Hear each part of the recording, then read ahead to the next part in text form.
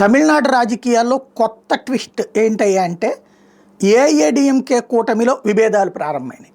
AIADMK కూటమిలోనే శశికళకి బాగా close అయినటువంటి TTV అని అక్కడ ఉన్నటువంటి తమిళనాడుకి సంబంధించినటువంటి టీవీ ఛానల్ టీటీవీ దినకరన్ అంటారు. ఆయన ఒక పార్టీ పెట్టుకున్నాడు శశికళ ఆశీస్సులతో. శశికళ కూడా వాస్తవంగా దానికి హెడ్ అవుతుంది అనుకున్నారు. అప్పుడు అక్కడ తర్వాతన కేంద్రంతో గొడవలు అవుతాయి అన్నటువంటి భయంతో ఆగిపోయాడు ఆయన. ఆ టీటీవీ దినకరన్ ఇప్పుడు ఏఐఏడిఎంకే కూటమిలో ఉండనని బయటికి జంప్. అదే సందర్భంలో already paneer Selvam batch, OPS batch వాళ్ళు ఆల్రెడీ బయటికి జంప్. వాళ్ళిద్దరూ కూడా ఇప్పుడు డిఎంకేతో పొత్తా లేకపోతే డిఎంకేతో కుదరదు, వీళ్ళు మేబీ విజయ్తో పొత్తు పెట్టుకోవడానికి సిద్ధపడుతున్నారు. అదే సందర్భంలో విజయ్ని నమ్ముకుని పళనిస్వామికి వ్యతిరేకంగా కొంతమంది ఏఐఏడిఎంకేకి సంబంధించినటువంటి మాజీ మంత్రులు వీళ్ళు స్టేట్మెంట్లు ఇచ్చారు. అట్లాంటి వాళ్ళని పార్టీ నుంచి బయటికి పంపించారు.